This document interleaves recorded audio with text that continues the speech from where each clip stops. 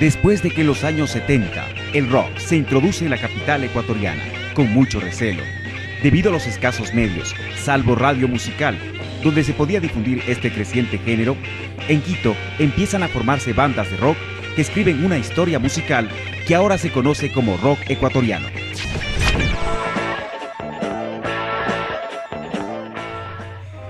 Las primeras partituras rockeras no eran más que la interpretación de temas famosos del rock, canciones de Black Sabbath y otros de grupos referentes del rock como Iron Maiden, Metallica, Judas Priest, Ángeles del Infierno o Barón Rojo.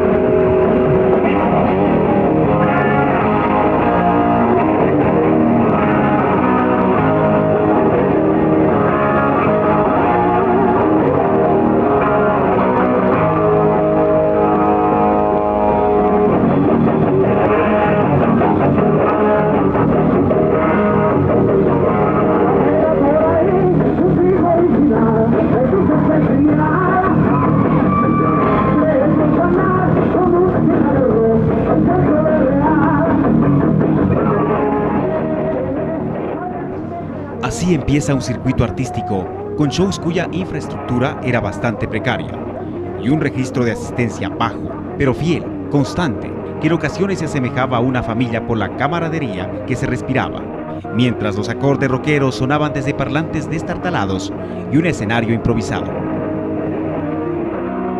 Bueno, eran tiempos en realidad que aquí en el país no se cultivaba pues este género y claro, para nosotros era bastante difícil, éramos pocos pelos largos en el país y en Quito menos también. En épocas que no se conseguía música, alguien que tenía era que estábamos nosotros atrás como aves de rapiña para ir a escuchar.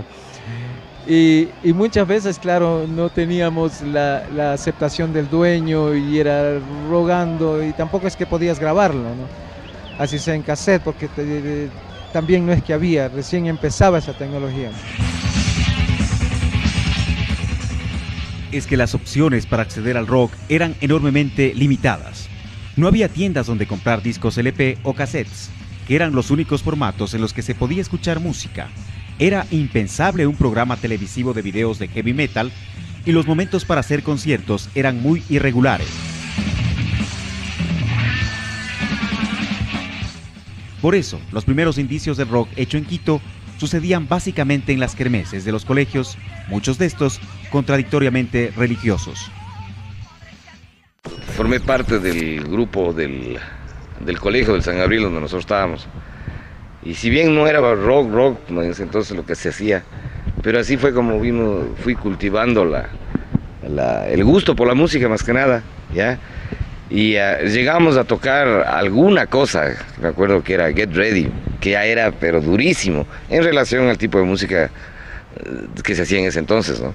Sí, se organizaba una fiesta de los amigos, había que tocar. Y muchas veces no éramos ni invitados, sino que forzábamos nuestra tocada, forzábamos nuestra presentación. Entonces, eso es la forma que un adolescente comienza a coger cancha. Año 1983. Y en el colegio yo había fundado un club llamado Spellman Transmisiones, en el que en los recreos creamos lo que con el tiempo se convertiría los primeros proyectos de radios colegiales. Y obviamente poníamos heavy metal, poníamos rock. Imagínate un colegio de curas, ¿no? Entonces aprendimos lo que era la represión y la irracionalidad religiosa desde el colegio, lastimosamente. Así, grupos como Tarkus, Narcosis, Metamorfosis o Mozzarella ya estaban instalados en el imaginario de los rockeros quiteños en los años 80. De estos, Mozzarella logró uno de los primeros hitos históricos para el rock en Ecuador, la grabación de In Vitro, su primer trabajo discográfico, que se convirtió en el primer disco larga duración grabado por una banda de rock en Quito, que llegó a vender más de 5.000 copias en todo el país. Pero para que este hito se diera, fue decisiva la apuesta que una disquera hiciera por este grupo, llegando a pagar por la producción de In Vitro un valor similar al del costo de un vehículo Trooper en esta época. Como ni los medios tenían la música, Imagínate lo que hubiera sido que nos apoyen con un disco que nosotros les llevábamos para que prácticamente lo conozcan. Entonces, aparte de la radio musical, que era el total apoyo, ¿no? Es, digamos, la excepción que confirma la regla, no había apoyo de ninguna naturaleza a los inicios. Después ya se fundó la radio Pichincha, la Hot 106, que también entró en un ambiente rockero, pero coincidió con el inicio también de nuestro enemigo público número uno, que era la música disco. Esa fue una batalla sin cuartel, no solo aquí en el Ecuador, sino en todo el mundo. La música disco copó las discotecas, se hizo popular, porque antes se hablaba de pop. El pop es popular, ¿no? Otro momento clave que inicia con regularidad en esta década es el concierto de la Concha Acústica de la Villaflora, que nace por la necesidad de establecer un espacio en el cual el rock pueda desenvolverse solo, conformándose en un escenario del que han salido importantes bandas del rock ecuatoriano. Todo estaba lleno de mierda en la Concha Acústica. Estaba pintado, unas cosas bien raras. Entonces nosotros, o sea, la primera vez que hicimos, o sea, dijeron, hagan, ¿cómo eso ni se utiliza? O sea, ni bola le da. Ahí tocó Luna Llena, ¿te acuerdas?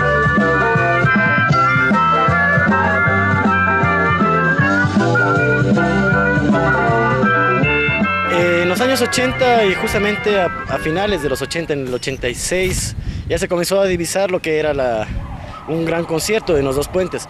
Con ese poco público que iba a la Concha Acústica se comenzó a impulsarse toda la movida ecuatoriana, sobre todo más acá al sur de la ciudad. Y mucha de la gente que se subía en esas épocas a la Concha Acústica eran bandas que en esa época recién se estaban formando, entre esos también Domingo Negro, también estaban los Metamorfosis, que también estaban integrándose, que fue un impulso hacia estas bandas nuevas del rock nacional.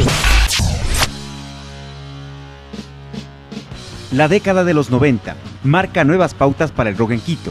Por un lado, la capital tiene un tibio ingreso al circuito mundial de conciertos con la destacada visita de dos grandes del rock internacional, Bon Jovi en 1995 y Def Leppard en 1996, lo cual habla de una condición cuantitativa considerable, es decir, un aumento del público seguidor del rock.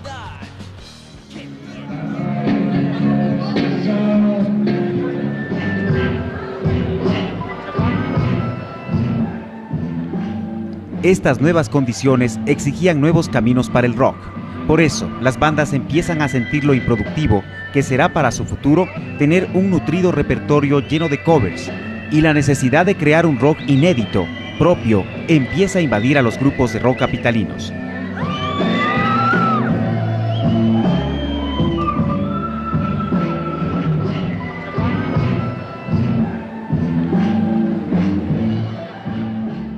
Lamentablemente, un elemento negativo se manifestó con fuerza en esta época: la absurda y violenta represión policial que asomaba al más mínimo brote de actividad rockera, donde el solo hecho de vestir de negro ya era considerado como prueba suficiente para detener a la gente por cargos como alterar el orden público.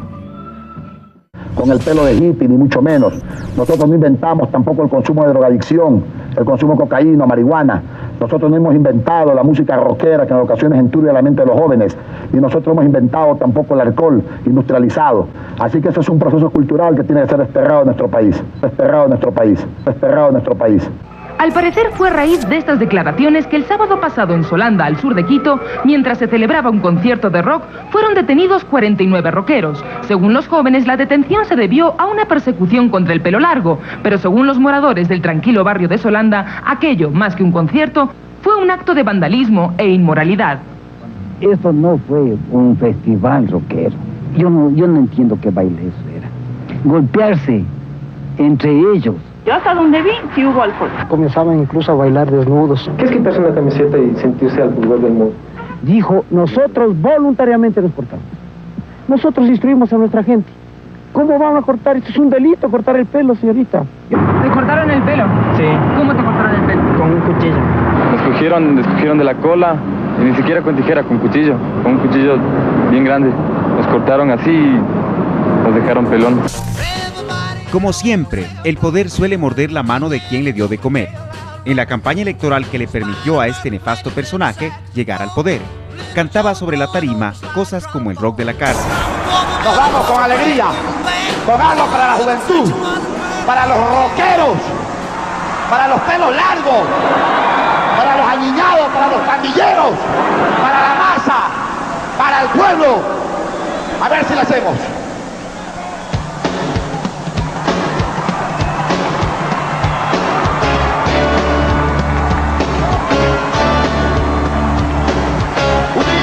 Aquí en la prisión, la orquesta de los presos empezó a tocar. Tocamos con carro y todo se animó, y toda la cárcel se puso a bailar. Todo el mundo a bailar. Bronca cuando se hace moralista. La represión tomaba caracteres cada vez más fuertes, hasta que el movimiento se une en contra de los vejámenes y se monta la primera semana del rock, cuyo eslogan fue "Es mejor llevar el pelo largo que la libertad con picador", tomada de la canción Bronca de los argentinos Pedro y Pablo. A Julio Jaramillo por cantar tomado en las cantinas e incitar al pueblo ecuatoriano al alcohol y al crimen pasional. A Jesús de Nazaret de nuevo, por si acaso vuelva a resucitar con su subversiva ideología del amaos los unos a los otros. Hoguera también a los poetas decapitados ecuatorianos de los años 20 por querer embarcarse y partir sin rumbo cierto. Vamos, ¿sabes qué? Nos pueden cortar el pelo, nos pueden hacer comer hasta mierda, discúlpame las malas palabras, pero no nos pueden hacer cambiar nuestros ideales. ¿Por qué nos surgimos? Hagamos música, hagamos conciertos y vamos, sigamos adelante. No tenemos que volvernos a nada.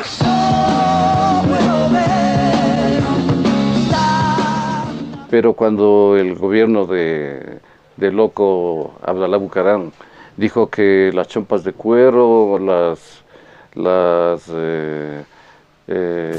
motocicletas incluso, y la música rock no habían sido cosas que habían nacido aquí, por tanto eran símbolos de la delincuencia. Ya, él se lanzó contra ello, pero no solo él, contra ellos.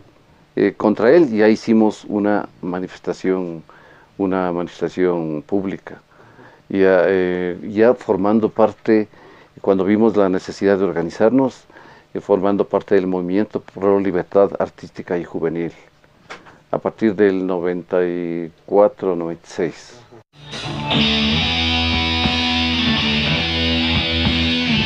Paralelamente, el rock inédito seguía con su proceso. Lo que nos conseguimos fue guitarras de palo, tapas de olla, cajones. Lo primero que nos compramos fue un pedal de bombo de esas baterías chiquititas. Entonces pudimos comprarnos un pedal de bombo. Entonces las bandas rebuscaban en sus ahorros para grabar sus canciones y aparecen discos compilatorios que ahora son todo documento histórico, como el cassette Historia del Rock Ecuatoriano, volumen 1, Ecuador Subterráneo 1, editado en 1997, o La Zona del Metal 1, en 1998. Cuando Mortal Decisión empezó, nosotros no teníamos la infraestructura. Es más, muy pocas bandas tenían infraestructura en ese entonces.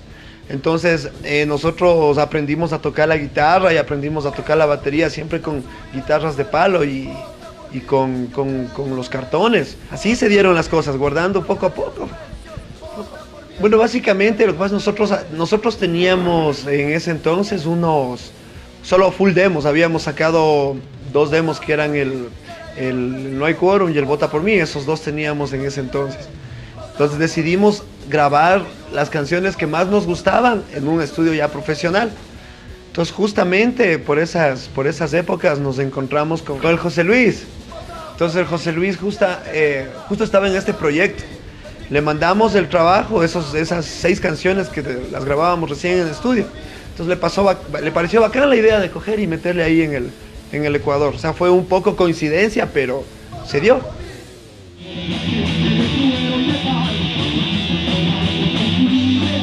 Pero además de estos discos compilados, 1998 se destacó por ser un año pródigo en lanzamientos de producciones locales y nacionales.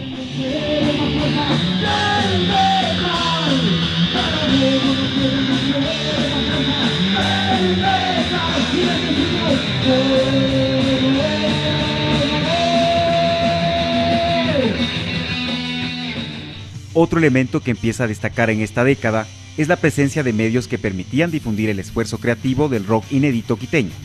Y entran en acción programas como Archivos, Prohibido Prohibir, Estruendosis, La Zona del Metal, Romper Falsos Mitos, Historias del Lado Oculto y la destacada labor de la extinta Radio Impacto, que dedicó su programación a espacios para el rock.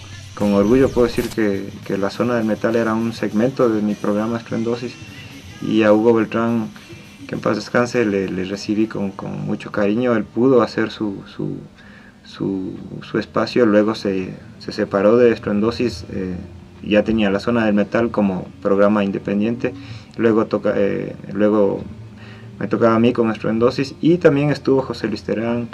En la radio participó Mayra Benalcázar, que muchos conocen de su labor para las bandas a nivel general del rock, también Darío Ramos, y una serie de amigos que cruzaron por la Radio Impacto, también incluso Carlos Sánchez, que tuvieron básicamente un medio que no se había dado en el país.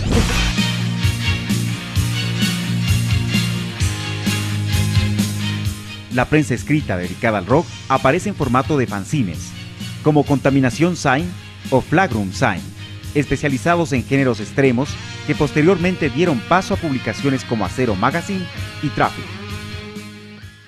En cuanto a conciertos internacionales, la actividad underground fue la que más presencia tuvo con los conciertos de bandas como Cronos, Masacre, Ira, Inquisición, Bastardo Sin Nombre, BCN, Master, Kruger y más en casas barriales y coliseos. Bueno, esto se empezó a motivar desde el año 1990.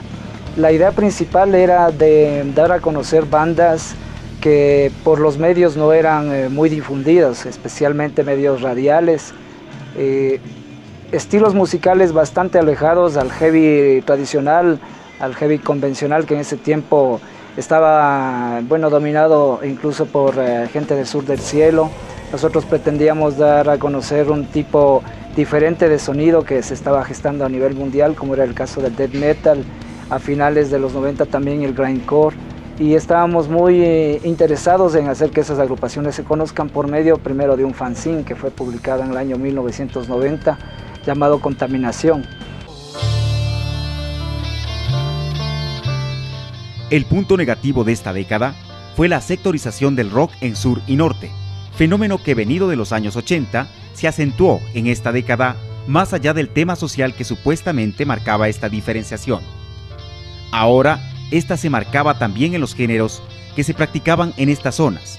Al sur, los amantes de géneros puros como el heavy metal, y al norte, los géneros de fusión, lo cual hacían impensable que bandas del un lado fueran a presentarse en el otro. Hay un cambio total, sobre todo aquí en Quito. El cambio se basa más en las divisiones que nosotros teníamos anteriormente a mediados de los 80s y fines de los 80s y inicios de los 90s también, sobre una sectorización que a mí me sigue pareciendo ridícula entre el norte y el sur de la ciudad, ¿no? Entonces decía que, por ejemplo, para ir a tocar al sur tenías que ser del sur, para venir a tocar acá al norte que tenías que ser del norte. Entonces yo estuve siempre puesto ese asunto, entonces inclusive con la ayuda de nosotros, actualmente, ¿no? de la organización en la que llevamos nosotros del sur del cielo, lo que estamos tratando de hacer es eso, más bien unir al sur con el norte en la música realmente, al nosotros no estar unidos a ningún tipo de partido político ni pendejada, sino simplemente tratar de ser músicos. Ahora estamos haciendo eso, pero en ese tiempo era muy difícil. O sea, primero era la sectorización total del sur y del norte de la ciudad, y segundo, el otro problema que teníamos ahí era que las bandas, inclusive que éramos de acá del norte, se sectorizaba también entre los que tocábamos más duro y entre los que tocaban New Wave, como te decía antes. Eso de separar sonoramente el norte del sur, además de ser una bronca cuyo aparente único interés era no mezclar a los grupos pobres con los aniñados, reflejó también la conformación de una identidad rockera metalera, que se debatía entre las facilidades existentes para la actividad rockera en los dos frentes. Verás, el nuevo disco de Muscaria se llama Violenta Victoria, y le puse el nombre al disco después de la Concha Acústica. Yo no tenía que estar atacándole a esta gente y diciendo cosas y armar una escena que esté en contra de ellos. Yo solo tengo que seguir haciendo las cosas bien para que el día que en realidad mis cosas ya están tan bien que no pueda nadie negar. Que me van a decir, ¿sabes qué, Luigi? Ven a tocar. Marcó más territorio en lo que es el sur, precisamente en los sectores a veces con menos capacidad económica, donde ha habido más problemas sociales, en sectores de la ciudad más marginales. Y ahí es donde ha acabado de pronto un poco más la ortodoxia rockera, ¿no? O sea, ese sentimiento de barrio que a veces tuvo el rock hasta los años 80, 90, pero que tiene que ver también con una ortodoxia, una cuestión de pronto que se ha quedado en la evolución de los estilos musicales y que están relacionados con los estilos más antiguos. En cambio, aquí en el norte siempre ha habido como una visión, o no visión, pero por lo menos ha habido una tendencia a hacer música un poco más relacionada con lo que pasa actualmente, o sea, con un poco más de visión internacional, de influencias también mediáticas, ¿por qué no decirlo?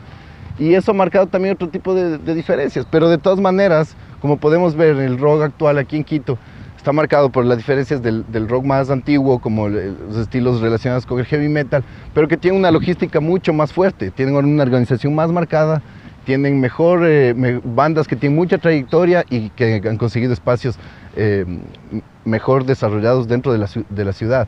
En cambio, que los problemas de aquí en el norte a veces pasan por el tamiz precisamente de la cuestión mediática, de las modas y cosas así, que no garantizan precisamente una evolución coherente con que un artista busca con el público, y eso a veces trae problemas también. Entonces podríamos decir que en el norte de pronto hay más novelería y cosas así, pero yo siempre tiendo a pensar positivamente con respecto al trabajo del músico, que realmente si es que está serio en su cuestión, no va a tener ningún problema en ninguna parte, y va a tener aceptación y gente que le siga en cualquier parte de la ciudad, en cualquier parte del país. Nosotros veíamos que no había opciones para los rockeros del sur de Quito, no había opciones para el heavy metal, que en ese tiempo se instauró dentro de la escena rockera sureña, porque ya nos empezaban a contar la realidad de una sociedad en decadencia, y lo que nosotros proponíamos es un cambio hacia ese sistema que estaba establecido. Bueno, en ese aspecto nosotros empezamos a crecer desde abajo, desde las calles mismas. El pilar fundamental es la concha acústica, porque aquí se forjó todo el movimiento rockero del sur de Quito. Y vemos cómo ha desarrollado un movimiento en masa, un movimiento tan grande que ya no se le puede tapar con un dedo. Te digo que es el concierto más legendario, porque se ha mantenido 23 años con este que vamos a cumplir, peleando y luchando con autogestión, ahora un poco más abierta a las autoridades al desarrollo de una cultura vigente, súper vigente, que le está abriendo los espacios como para poder desarrollarnos mejor, y con el acolite también de la institucionalidad, ¿no? Que 3 años atrás, 4 años no lo teníamos que pelearnos contra las autoridades, teníamos que dejar en claro que nosotros estamos haciendo cultura y no robando ni, bueno, los estereotipos de siempre. Desde la concha acústica de la Visaflora, con el compromiso igual. Andrés Vallejo me mandó una carta, $36.000 costó los daños que dejaron hacer. Eso es imposible que sean $36.000. Yo le indiqué a usted, señor Castro. Bueno, vean, el pueblo de Quito no puede gastar plata por su irresponsabilidad, por la falta de ciudadanía. ¿Cómo puede ser que los artistas no tengan ciudadanía? No, pero es que ustedes son los responsables del espectáculo. ¿Cómo es posible que causen destrozos en la infraestructura que es de todos los quiteños? Una cuestión, señor alcalde, disculpe, nosotros estamos aquí haciendo cultura hace 20 años, también tenemos acá dando charlas, talleres acerca de los instrumentos, o sea, no le ven solamente el punto malo, sino también nosotros estamos haciendo eso, lo que aquí no nos pueden ayudar en las cuestiones. Bueno, verán, les voy a dar última vez, la próxima vez, no vuelven a presentarse jamás en un escenario más. La próxima vez que cometan algo similar. ¿Está claro? Nosotros estamos comprometidos. ¿Listo? Este proceso empezó con la consecución de sitios donde poder desarrollar conciertos. Allí se consagraban un grupo de gente que iba en aumento hasta conformarse en una masa. Hacía que cada vez más jóvenes se hagan seguidores del rock y a la vez activistas pendientes de asistir a cuánta actividad rockera sucede en la capital ecuatoriana.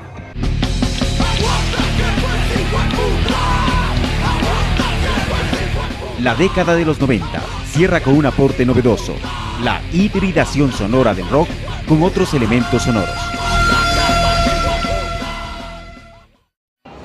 Cerrando la década de los 90, 3 grandes conciertos marcaron la pauta para el heavy metal en Quito y en Ecuador. el Rock Sin Fronteras 1, con Kraken como cabeza de cartel, y el Rock Sin Fronteras 2, que llenó el ágora de la Casa de la Cultura únicamente con grupos nacionales que destacaron en esta década, y un tercer concierto con Transmetal de México, donde se corrió la voz del primer hito internacional del heavy metal en español en Quito, el concierto de Ángeles del Infierno en el Coliseo Rumiñahui. Soy Robert de Ángeles del Infierno, un saludo súper fuerte para la organización Cuerdas. Los conciertos ya, nosotros tuvimos que irnos por la parte no de lo comercial, sino más bien de la autogestión en financiamiento para tratar de levantar nuestras ideas, para tratar de ver lo que todos queríamos ver, para hacer los conciertos de heavy metal, para hacer los conciertos de rock puro. Creímos nosotros que si nadie se atrevía a traerlos, pues nosotros teníamos que hacerlo, o sea, porque teníamos la necesidad ideológica de hacerlo, más no la necesidad, digamos, en ese momento económica, porque si bien es cierto, se invirtió dinero, se jugaron muchas cosas que incluso no teníamos, entonces era por tener la satisfacción, y es por tener la satisfacción de hacer lo que queremos, de hacer lo que pensamos, de hacer lo que tenemos en mente, nuestra ideología, de sacar adelante, y por eso hoy estamos como algunas organizaciones, como algunos compañeros que todavía mantenemos esa ilusión de los 17, 18 años de ver esto crecer, y creo que así lo vamos a mantener.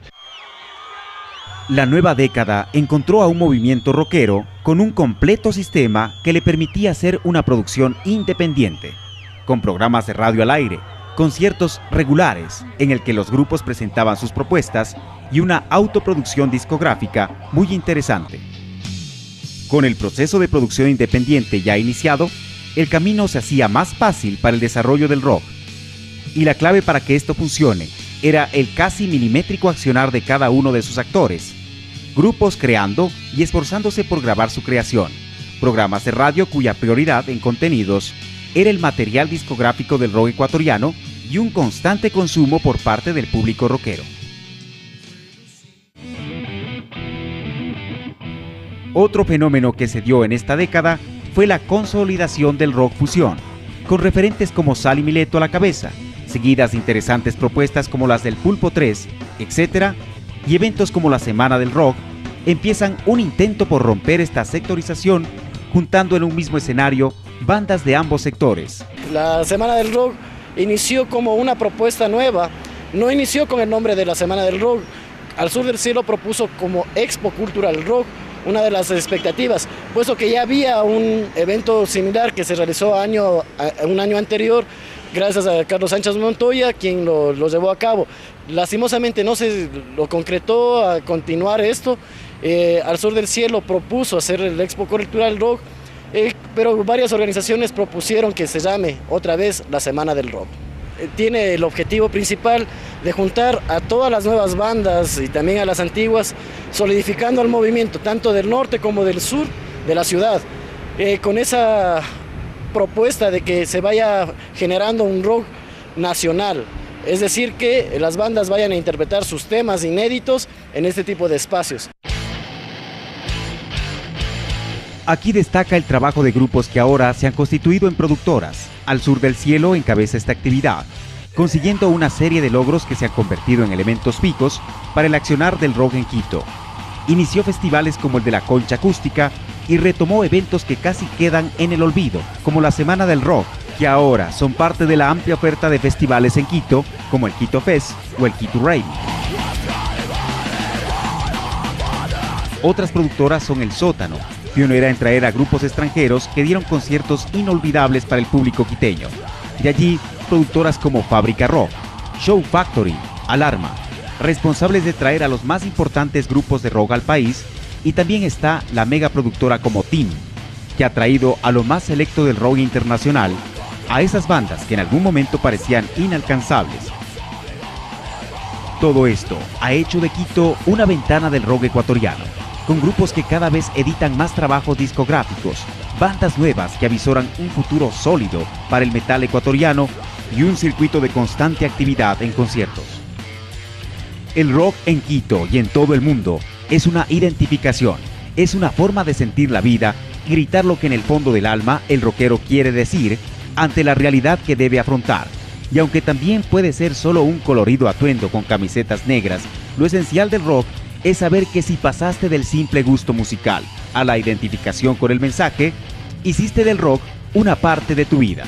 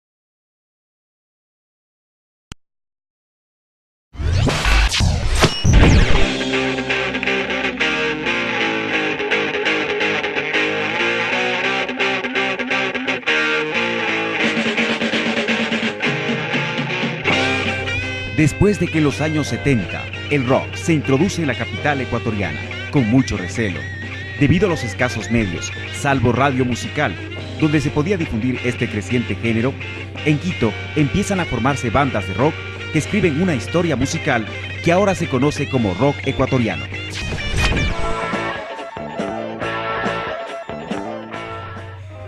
Las primeras partituras rockeras no eran más que la interpretación de temas famosos del rock, canciones de Black Sabbath y otros de grupos referentes del rock como Iron Maiden, Metallica, Judas Priest, Ángeles del Infierno o Barón Rojo.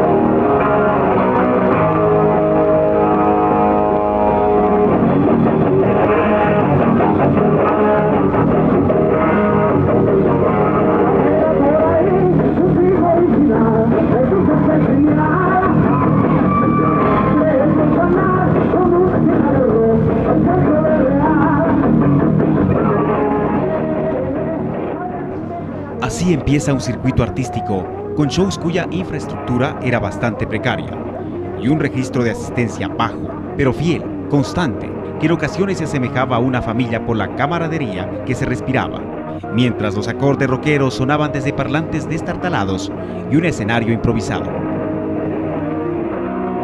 Bueno, eran tiempos en realidad que aquí en el país no se cultivaba pues este género y claro, para nosotros era bastante difícil, éramos pocos pelos largos en el país y en Quito menos también. En épocas que no se conseguía música, alguien que tenía era que estábamos nosotros atrás como aves de rapiña para ir a escuchar.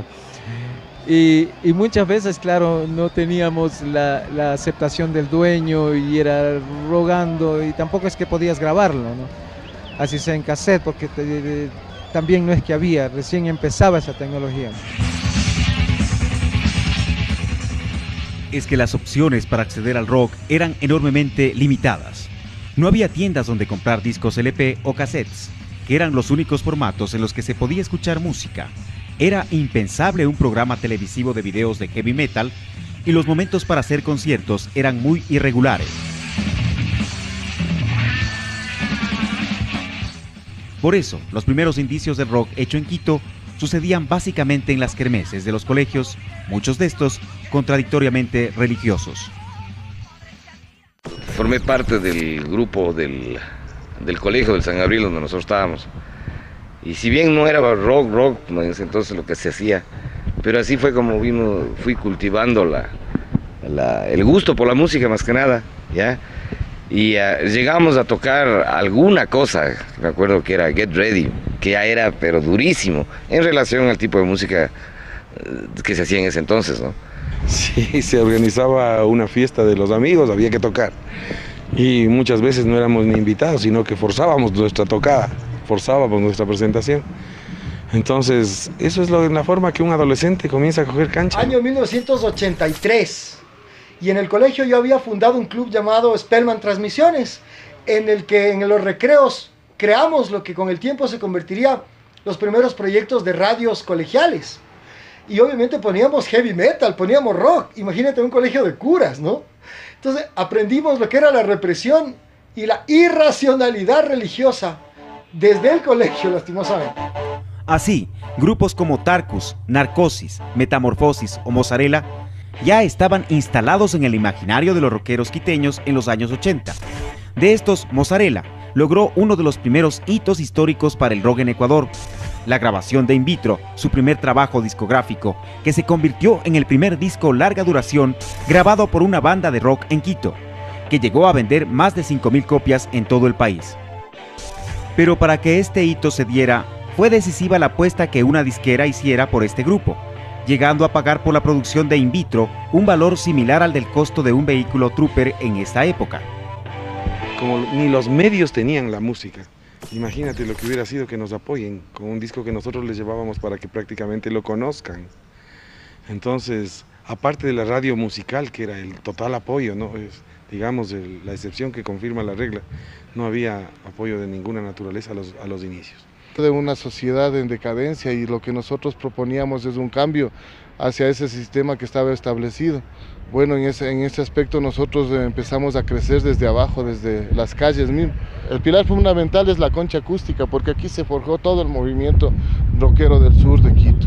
Y vemos cómo ha desarrollado un movimiento en masa, un movimiento tan grande que ya no se le puede tapar con un dedo. Te digo que es el concierto más legendario porque se ha mantenido 23 años con este que vamos a cumplir, peleando y luchando con autogestión, ahora un poco más abierta a las autoridades al desarrollo de una cultura vigente, súper vigente, que le está abriendo los espacios como para poder desarrollarnos mejor, y con el acolite también de la institucionalidad, ¿no? Que 3 años atrás, 4 años no lo teníamos que pelearnos contra las autoridades, teníamos que dejar en claro que nosotros estamos haciendo cultura y no robando ni, bueno, los estereotipos de siempre. Desde la concha acústica de la Visaflora, con el compromiso igual. Andrés Vallejo me mandó una carta, $36.000 costó los daños que dejaron hacer. Eso es imposible que sean $36.000. Yo le indiqué a usted, señor Castro. Bueno, vean, el pueblo de Quito no puede gastar plata por su irresponsabilidad, por la falta de ciudadanía. ¿Cómo puede ser que los artistas no tengan ciudadanía? No, pero es que ustedes son los responsables del espectáculo. ¿Cómo es posible que causen destrozos en la infraestructura que es de todos los quiteños? Una cuestión, señor alcalde, disculpe, nosotros estamos aquí haciendo cultura hace 20 años, también tenemos acá dando charlas, talleres acerca de los instrumentos. O sea, no le ven solamente el punto malo, sino también nosotros estamos haciendo eso, lo que aquí no nos pueden ayudar en las cuestiones. Bueno, verán, les voy a dar última vez, la próxima vez, no vuelven a presentarse jamás en un escenario más. Muy bien. Próxima vez que cometan algo similar. ¿Está claro? Nosotros estamos comprometidos. ¿Listo? Este proceso empezó con la consecución de sitios donde poder desarrollar conciertos. Allí se consagraban un grupo de gente que iba en aumento hasta conformarse en una masa.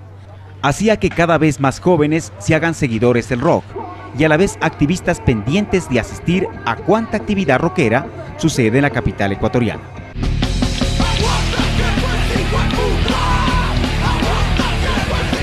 La década de los 90 cierra con un aporte novedoso, la hibridación sonora del rock con otros elementos sonoros. Cerrando la década de los 90, 3 grandes conciertos marcaron la pauta para el heavy metal en Quito y en Ecuador. El Rock Sin Fronteras 1, con Kraken como cabeza de cartel, y el Rock Sin Fronteras 2, que llenó el ágora de la Casa de la Cultura únicamente con grupos nacionales que destacaron en esta década, y un tercer concierto con Transmetal de México, donde se corrió la voz del primer hito internacional del heavy metal en español en Quito, el concierto de Ángeles del Infierno en el Coliseo Rumiñahui. Soy Robert de Ángeles del Infierno, un saludo súper fuerte para la organización Cuerdas. Los conciertos ya, nosotros tuvimos que irnos por la parte no de lo comercial, sino más bien de la autogestión en financiamiento para tratar de levantar nuestras ideas, para tratar de ver lo que todos queríamos ver, para hacer los conciertos de heavy metal, para hacer los conciertos de rock puro. Creímos nosotros que si nadie se atrevía a traerlos, pues nosotros teníamos que hacerlo, o sea, porque teníamos la necesidad ideológica de hacerlo, más no la necesidad, digamos, en ese momento económica, porque si bien es cierto, se invirtió dinero, se jugaron muchas cosas que incluso no teníamos, entonces era por tener la satisfacción, y es por tener la satisfacción de hacer lo que queremos, de hacer lo que pensamos, de hacer lo que tenemos en mente, nuestra ideología, de sacar adelante, y por eso hoy estamos como algunas organizaciones, como algunos compañeros que todavía mantenemos esa ilusión de los 17, 18 años de ver esto crecer, y creo que así lo vamos a mantener. La nueva década encontró a un movimiento rockero con un completo sistema que le permitía hacer una producción independiente, con programas de radio al aire, conciertos regulares en el que los grupos presentaban sus propuestas y una autoproducción discográfica muy interesante. Con el proceso de producción independiente ya iniciado, el camino se hacía más fácil para el desarrollo del rock. Y la clave para que esto funcione era el casi milimétrico accionar de cada uno de sus actores. Grupos creando y esforzándose por grabar su creación. Programas de radio cuya prioridad en contenidos era el material discográfico del rock ecuatoriano y un constante consumo por parte del público rockero. Otro fenómeno que se dio en esta década fue la consolidación del rock fusión, con referentes como Sal y Mileto a la cabeza, seguidas de interesantes propuestas como las del Pulpo 3, etc., y eventos como la Semana del Rock empiezan un intento. Después ya se fundó la radio Pichincha, la Hot 106, que también entró en un ambiente rockero, pero coincidió con el inicio también de nuestro enemigo público número 1, que era la música disco. Esa fue una batalla sin cuartel, no solo aquí en el Ecuador, sino en todo el mundo. La música disco copó las discotecas, se hizo popular, porque antes se hablaba de pop. Pop es popular, ¿no? Otro momento clave que inicia con regularidad en esta década es el concierto de la Concha Acústica de la Villaflora, que nace por la necesidad de establecer un espacio en el cual el rock pueda desenvolverse solo, conformándose en un escenario del que han salido importantes bandas del rock ecuatoriano. Todo estaba lleno de mierda en la Concha Acústica. Estaba pintado, unas cosas bien raras. Entonces nosotros, o sea, la primera vez que hicimos, o sea, dijeron, hagan, ¿cómo eso ni se utiliza? O sea, ni bola le da. Ahí tocó Luna Llena, ¿te acuerdas?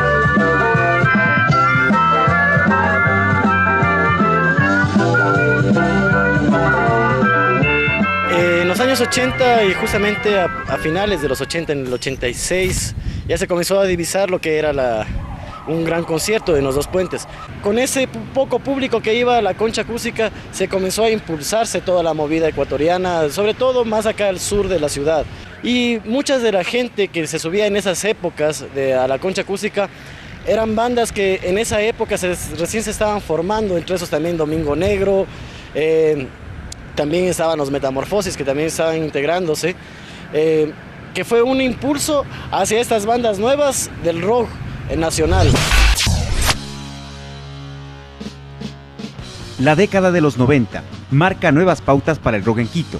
Por un lado, la capital tiene un tibio ingreso al circuito mundial de conciertos con la destacada visita de dos grandes del rock internacional, Bon Jovi en 1995 y Def Leppard en 1996, lo cual habla de una condición cuantitativa considerable, es decir, un aumento del público seguidor del rock.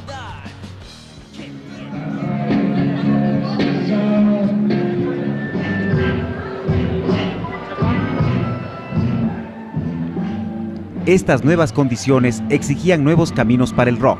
Por eso, las bandas empiezan a sentir lo improductivo que será para su futuro tener un nutrido repertorio lleno de covers, y la necesidad de crear un rock inédito, propio, empieza a invadir a los grupos de rock capitalinos.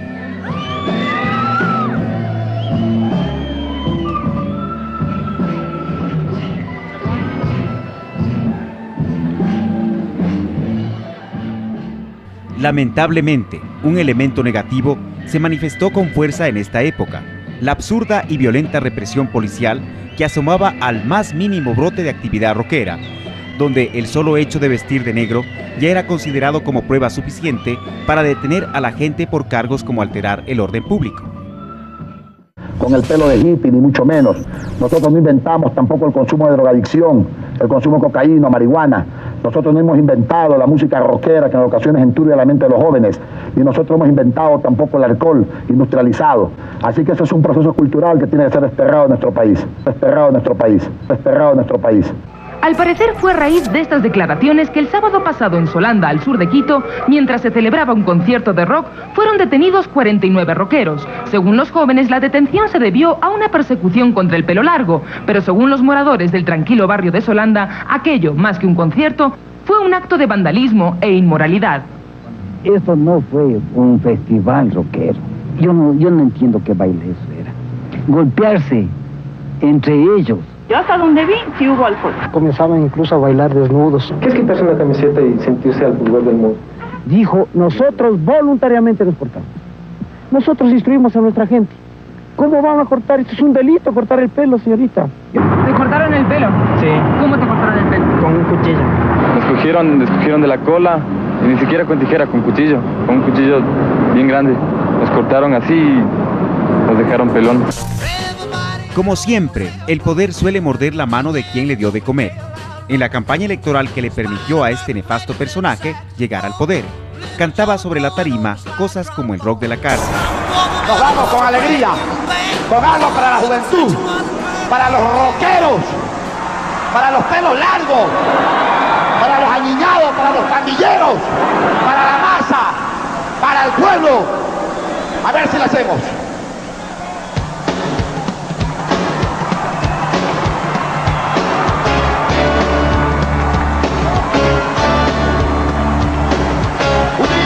Aquí en la prisión, los que tenemos presos se empezó a tocar. Tocamos los carros y todo se animó. Y toda la cárcel se puso a bailar. Todo el mundo a bailar. Bronca cuando se hace moralista. La represión tomaba caracteres cada vez más fuertes, hasta que el movimiento se une en contra de los vejámenes y se monta la primera semana del rock, cuyo eslogan fue "Es mejor llevar el pelo largo que la libertad con picador", tomada de la canción Bronca de los argentinos Pedro y Pablo. A Julio Jaramillo por cantar tomado en las cantinas e incitar al pueblo ecuatoriano al alcohol y al crimen pasional. A Jesús de Nazaret de nuevo, por si acaso vuelva a resucitar con su subversiva ideología del amaos los unos a los otros. Hoguera también a los poetas decapitados ecuatorianos de los años 20 por querer embarcarse y partir sin rumbo cierto. Vamos, ¿sabes qué? Nos pueden cortar el pelo, nos pueden hacer comer hasta mierda, discúlpenme las malas palabras, pero no nos pueden hacer cambiar nuestros ideales. ¿Por qué nos surgimos? Hagamos música, hagamos conciertos y vamos, sigamos adelante. No tenemos que volvernos a nada.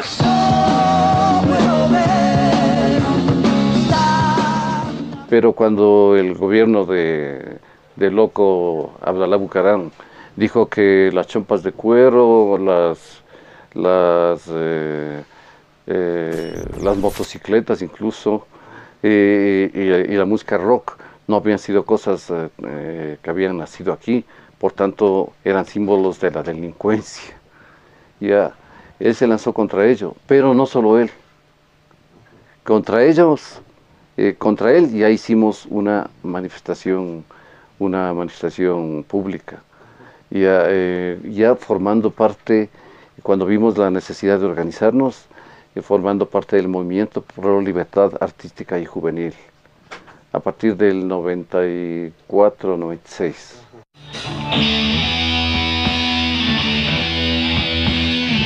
Paralelamente, el rock inédito seguía con su proceso. Lo que nos conseguimos fue guitarras de palo, tapas de ollas, cajones. Lo primero que nos compramos fue un pedal de bombo de esas baterías chiquititas. Entonces pudimos comprarnos un pedal de bombo. Entonces, las bandas rebuscaban en sus ahorros para grabar sus canciones y aparecen discos compilatorios que ahora son todo documento histórico, como el cassette Historia del Rock Ecuatoriano, volumen 1, Ecuador Subterráneo 1, editado en 1997, o La Zona del Metal 1, en 1998. Cuando Mortal Decisión empezó, nosotros no teníamos la infraestructura. Es más, muy pocas bandas tenían infraestructura en ese entonces. Entonces nosotros aprendimos a tocar la guitarra y aprendimos a tocar la batería siempre con guitarras de palo y con los cartones. Así se dieron las cosas, guardando poco a poco. Bueno, básicamente lo que pasa, nosotros teníamos en ese entonces solo full demos. Habíamos sacado 2 demos que eran el No Hay Quórum y el Vota por Mí. Esos 2 teníamos en ese entonces. Entonces decidimos grabar las canciones que más nos gustaban en un estudio ya profesional. Entonces justamente por esas épocas nos encontramos con el José Luis. Entonces el José Luis justo estaba en este proyecto. Le mandamos el trabajo, esas 6 canciones que las grabábamos recién en el estudio. Entonces le pareció bacana la idea de coger y meterle ahí en el Ecuador. O sea, fue un poco coincidencia, pero se dio.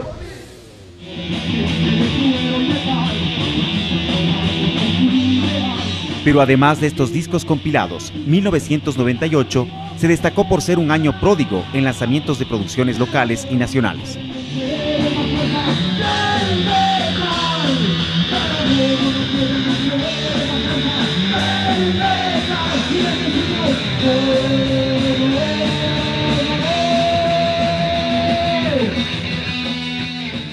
Otro elemento que empieza a destacar en esta década es la presencia de medios que permitían difundir el esfuerzo creativo del rock inédito quiteño, y entran en acción programas como Archivos, Prohibido Prohibir, Estruendosis, La Zona del Metal, Romper Falsos Mitos, Historias del Lado Oculto y la destacada labor de la extinta Radio Impacto, que dedicó su programación a espacios para el rock.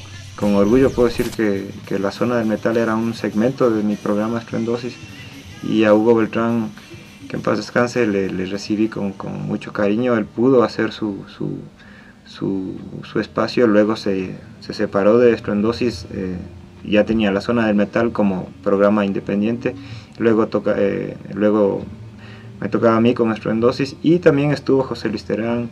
En la radio participó Mayra Benalcázar, que muchos conocen de su labor para las bandas a nivel general del rock, también Darío Ramos, y una serie de amigos que cruzaron por la Radio Impacto, también incluso Carlos Sánchez, que tuvieron básicamente un medio que no se había dado en el país.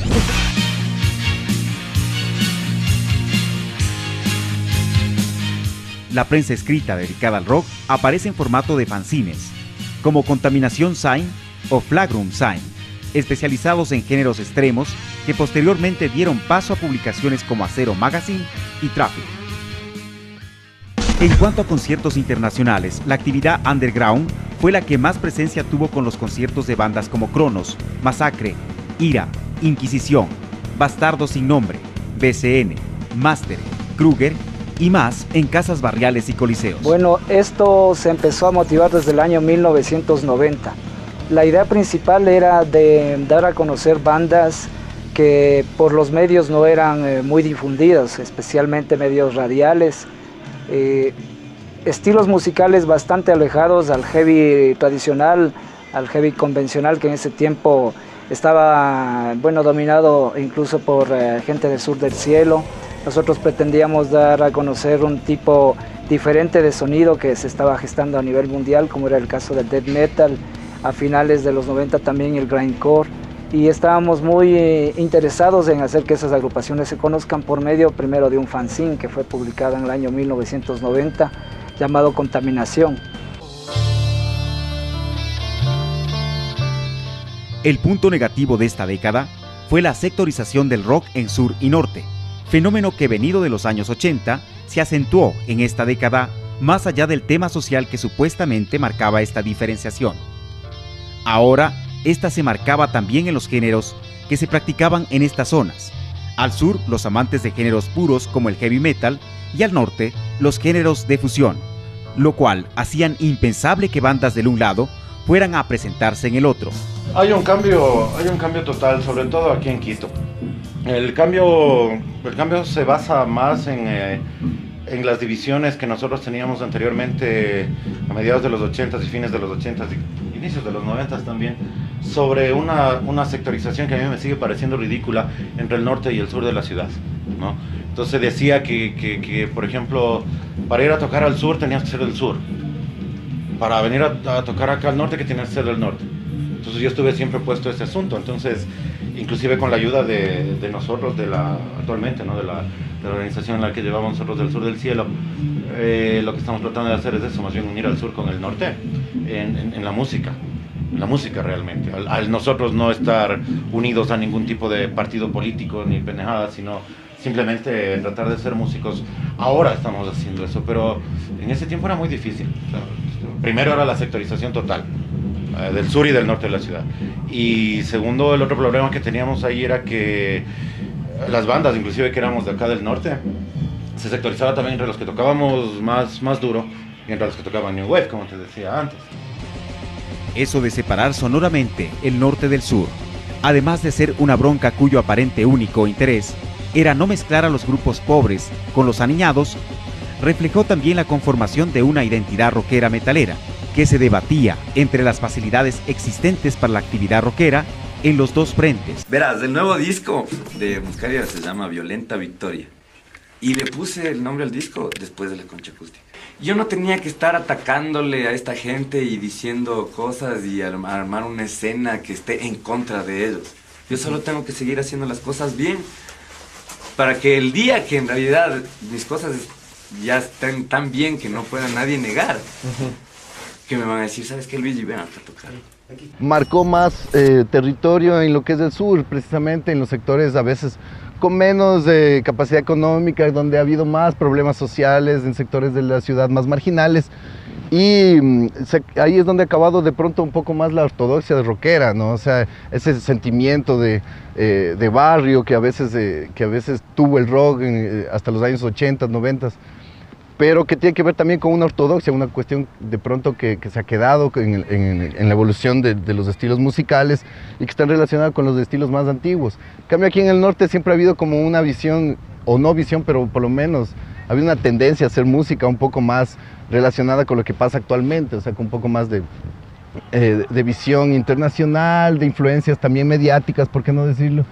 Y eso ha marcado también otro tipo de diferencias, pero de todas maneras, como podemos ver, el rock actual aquí en Quito está marcado por las diferencias del rock más antiguo, como los estilos relacionados con el heavy metal, pero que tienen una logística mucho más fuerte, tienen una organización más marcada, tienen bandas que tienen mucha trayectoria y que han conseguido espacios mejor desarrollados dentro de la ciudad.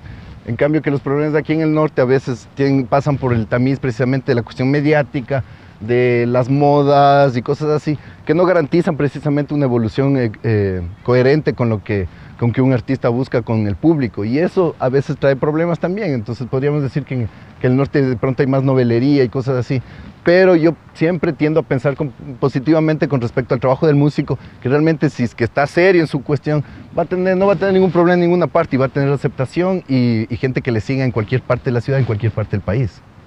Nosotros veíamos que no había opciones para los rockeros del sur de Quito, no había opciones para el heavy metal, que en ese tiempo se instauró dentro de la escena rockera sureña, porque ya nos empezaban a contar la realidad.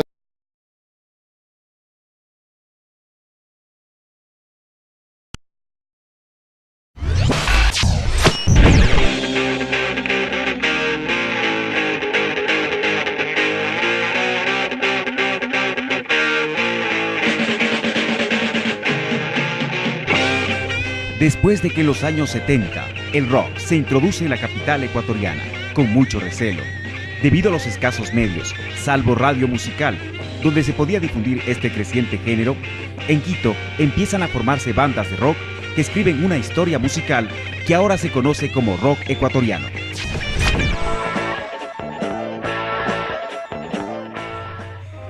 Las primeras partituras rockeras no eran más que la interpretación de temas famosos del rock, canciones de Black Sabbath y otros de grupos referentes del rock como Iron Maiden, Metallica, Judas Priest, Ángeles del Infierno o Barón Rojo.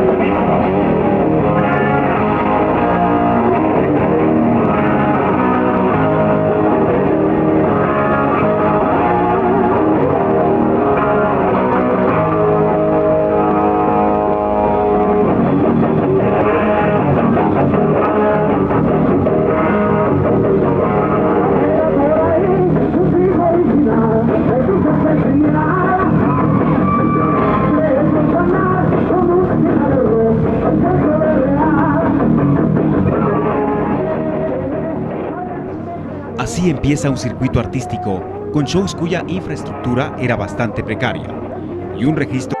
Otro momento clave que inicia con regularidad en esta década es el concierto de la Concha Acústica de la Villaflora, que nace por la necesidad de establecer un espacio en el cual el rock pueda desenvolverse solo, conformándose en un escenario del que han salido importantes bandas del rock ecuatoriano. Todo estaba lleno de mierda en la Concha Acústica. Estaba pintado, unas cosas bien raras. Entonces nosotros, o sea, la primera vez que hicimos, o sea, dijeron, hagan, ¿cómo eso ni se utiliza? O sea, ni bola le da.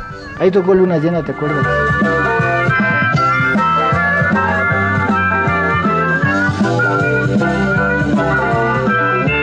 En los años 80 y justamente a finales de los 80, en el 86, ya se comenzó a divisar lo que era un gran concierto en los Dos Puentes. Con ese poco público que iba a la Concha Acústica se comenzó a impulsarse toda la movida ecuatoriana, sobre todo más acá al sur de la ciudad. Y muchas de la gente que se subía en esas épocas a la Concha Acústica eran bandas que en esa época recién se estaban formando, entre esos también Domingo Negro, también estaban los Metamorfosis que también estaban integrándose, que fue un impulso hacia estas bandas nuevas del rock nacional.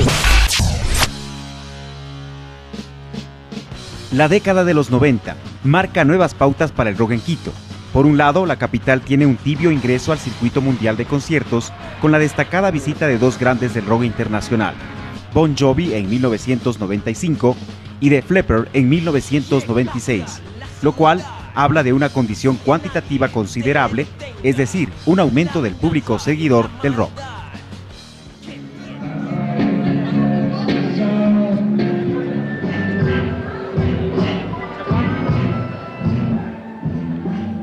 Estas nuevas condiciones exigían nuevos caminos para el rock. Por eso, las bandas en pie de asistencia bajo, pero fiel, constante, que en ocasiones se asemejaba a una familia por la camaradería que se respiraba, mientras los acordes rockeros sonaban desde parlantes destartalados y un escenario improvisado. Bueno, eran tiempos en realidad que aquí en el país no se cultivaba pues este género y claro, para nosotros era bastante difícil, éramos pocos pelos largos en el país y en Quito menos también. En épocas que no se conseguía música, alguien que tenía era que estábamos nosotros atrás como aves de rapiña para ir a escuchar. Y muchas veces, claro, no teníamos la aceptación del dueño y era rogando y tampoco es que podías grabarlo, ¿no? Así sea en cassette, porque también no es que había, recién empezaba esa tecnología. Es que las opciones para acceder al rock eran enormemente limitadas. No había tiendas donde comprar discos LP o cassettes, que eran los únicos formatos en los que se podía escuchar música. Era impensable un programa televisivo de videos de heavy metal y los momentos para hacer conciertos eran muy irregulares. Por eso, los primeros indicios del rock hecho en Quito sucedían básicamente en las kermeses de los colegios, muchos de estos contradictoriamente religiosos. Formé parte del grupo del colegio del San Gabriel donde nosotros estábamos. Y si bien no era rock, en ese entonces lo que se hacía, pero así fue como fui cultivando el gusto por la música más que nada, ¿ya? Y llegamos a tocar alguna cosa, me acuerdo que era Get Ready, que ya era pero durísimo en relación al tipo de música que se hacía en ese entonces, ¿no? Sí, se organizaba una fiesta de los amigos, había que tocar. Y muchas veces no éramos ni invitados, sino que forzábamos. Empiezan a sentir lo improductivo que será para su futuro tener un nutrido repertorio lleno de covers, y la necesidad de crear un rock inédito, propio, empieza a invadir a los grupos de rock capitalinos.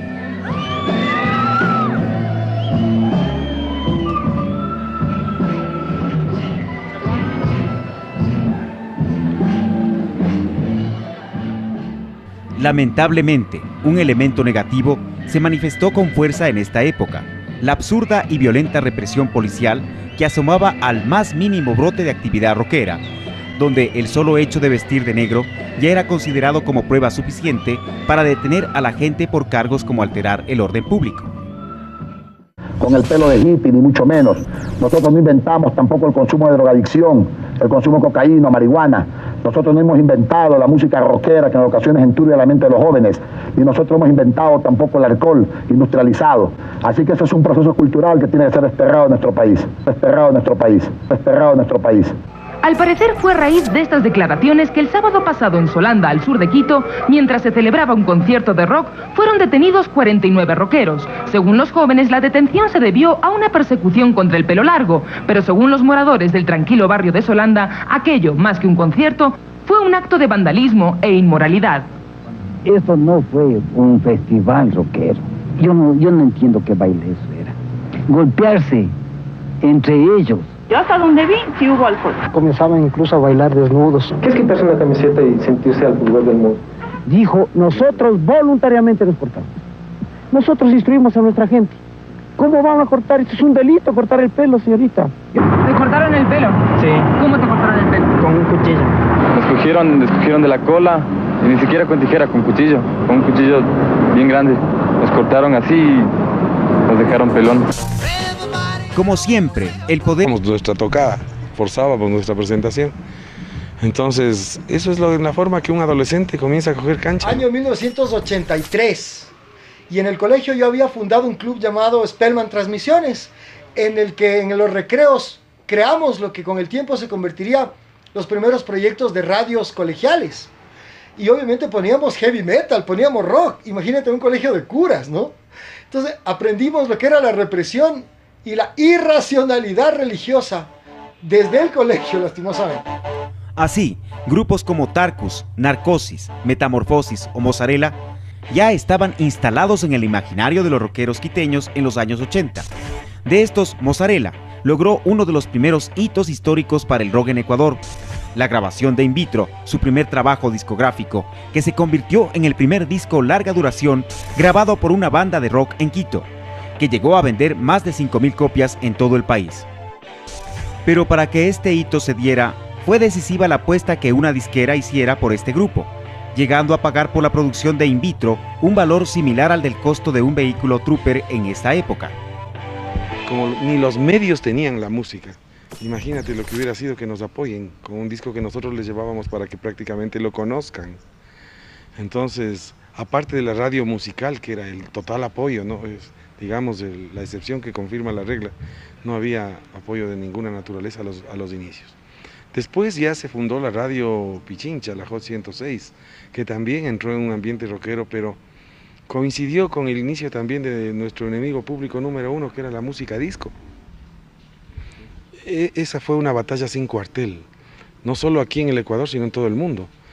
La música disco copó las discotecas, se hizo popular, porque antes se hablaba de pop. Pop es popular, ¿no?